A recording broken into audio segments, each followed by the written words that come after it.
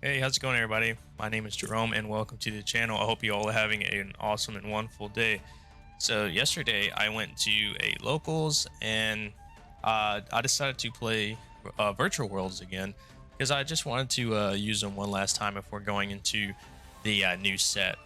And I'm pretty happy with the results. I mean, I went undefeated. I changed up the build from the last time. I kind of went on the more expensive side, I guess, of the deck that you can go with. And yeah, and overall, I was impressed with how the deck actually performed.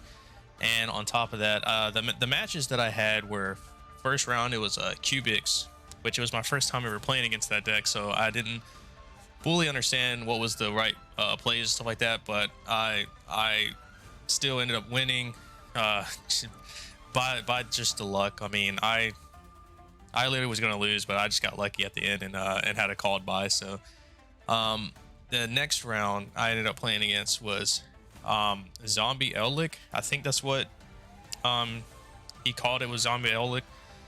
He also had like a vampire card in there, so I called it a vampire deck. It was just funny though. But ended up playing against that and ended up breaking his board in the first game, which was pretty tough, but I ended up doing it and ended up winning as well. And then the last round, I actually played against Sprites, which I was impressed how this deck actually holds a good fight against Sprite. I mean, this deck actually combated pretty well. It handled it pretty good. So without further ado, let's get right into the deck build.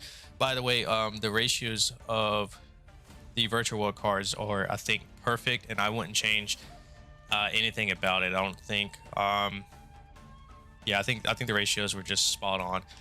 But anyways, so go ahead and start off with the best card of the deck, which is the 3 Lulus. And then I did 3 GGs. And then 2 Lilies.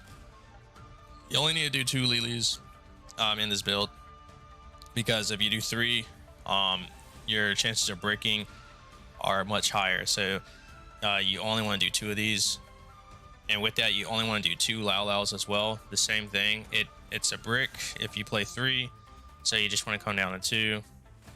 And then Ninian as well, you only want to do 2 of these. You can do 1 if you want, but I did 2 because I kind of like I just kind of like having an ETLA target be a lot more live, I guess. And also on top of that, it's an easy side deck card out. And then for the one-ofs, I did 1 Snow and 1 Scythe. So yeah, this stupid card that shouldn't exist. And then for the hand traps, I did the 3 Ash Blossoms. You kind of need to play 3 of them, especially now in this format, because of sprites and tier limits. So you're gonna need to play 3 of those. And then with that being mentioned, you have to play the Gamma package now. I think in the last video I wasn't playing Gamma package, but I was like, yeah, I have to put these in because they're needed. I don't think you can play without playing the Gammas these days. And now for, I guess, the higher end stuff.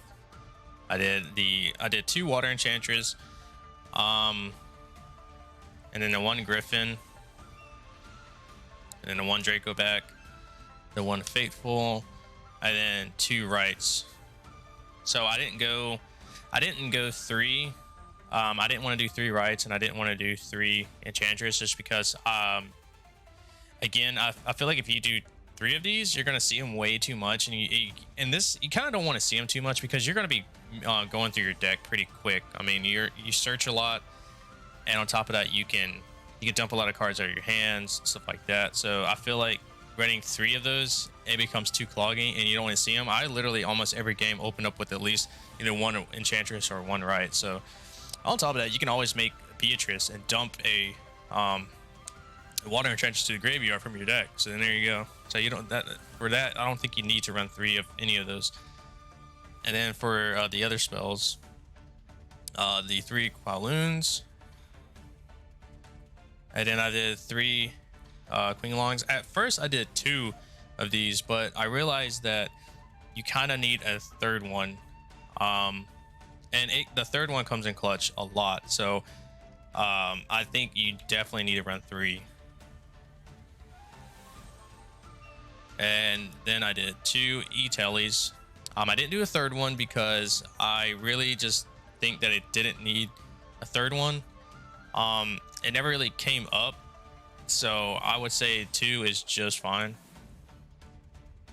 And I did 1 called by and then 1 foolish goods, and then that's it for the spells. So if you haven't noticed, I didn't do a single pot of desires, and my thought process is because if I put pot of desires in, which I have done in previous builds of this deck, you have a really high potential of banishing one of the cards that you need for your adventurer package. So you could banish your Draco back, you could banish the Fateful, you could banish the Griffin Rider, right? And you don't want that to happen because those cards, you need them for this deck to function, right? You could banish your Scythe. It's too big of a risk, so I took them out, and the deck works perfectly fine without those cards in it. And then for the traps, obviously the 1, don't know how to pronounce it still, and then the 2, Chuchi. Perfect ratios. Like I said, I wouldn't change anything, and I think it was 41 cards. Let me see.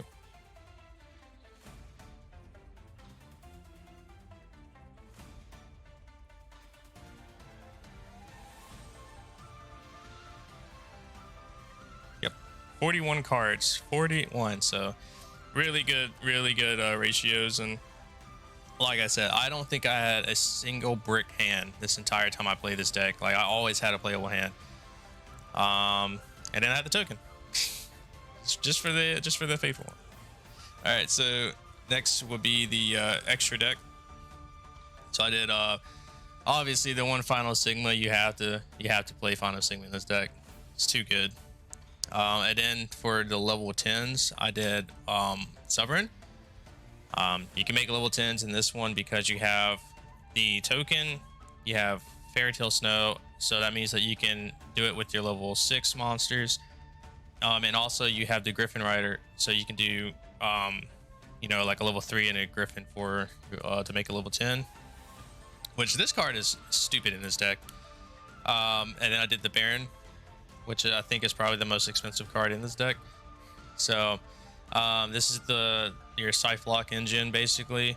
You basically just get 2 level 6s out, you overlay, you make Beatrice, you dump the you dump Fairy Tale Snow, and then you get a level 3, which will be like Lulu. You get Lulu out, and then you get Griffin Rider, and then you synchro those 2 together. You make Baron, then you pass turn, then on their draw phase, you Beatrice, you dump the Scythe. Their standby phase, you activate this, target the Scythe to get it on the field, and there you go, Scythe Lock. So pretty stupid.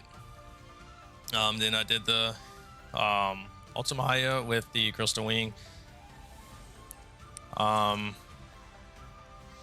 1 Shinshin, you know, it's still a really good card against sprites. It's really strong because now everything they make on the field is going to get banished instead, so they kind of don't want that to happen.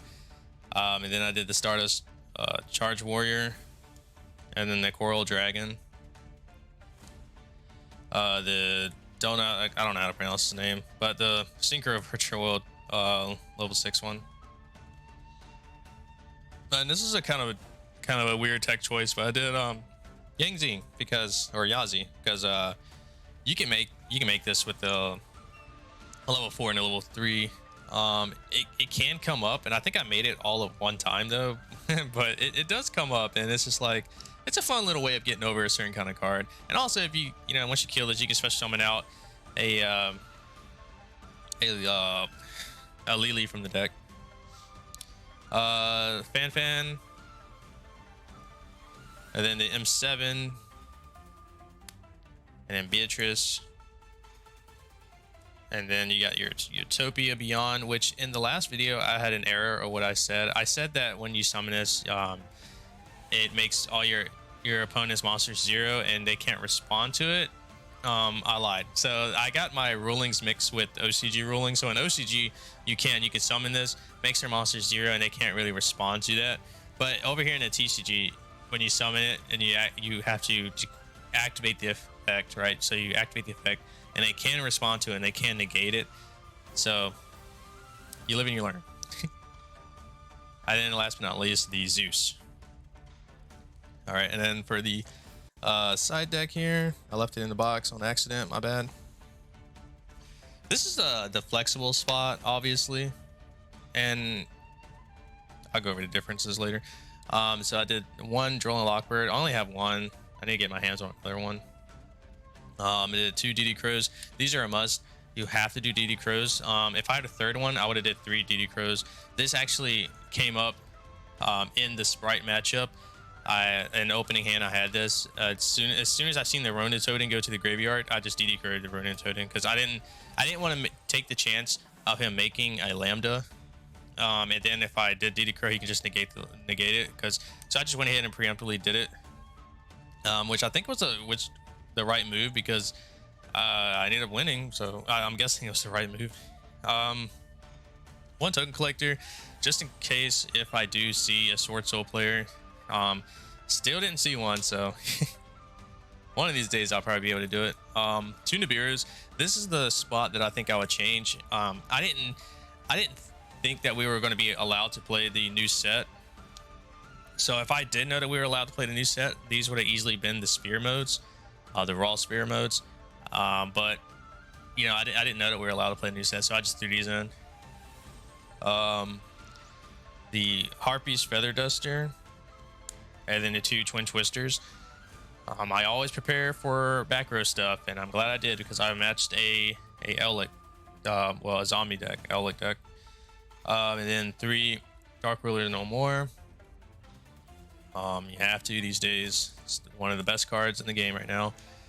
And then the 3 Deep Barriers, which, funny enough, I think the main reason why I absolutely love playing this deck is because this card does absolutely nothing against this deck. I mean, 9 times out of 10 they're going to call synchros, right?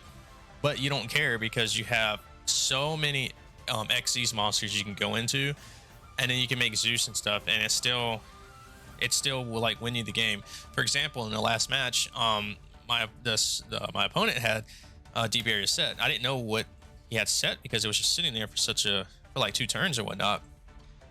And then he just said, screw it, I'm going to do it. And he activated and he said, synchros. And I was like, that's fine, you know, and I still proceeded to go into XYZ plays because he even realized that. He was just like, yeah, you still got it, it's still a game, because this deck just plays around that card, and everyone sides it in, but it doesn't work. It doesn't do anything against the deck, really. So, yeah, but that is the new upgraded Virtual World deck profile.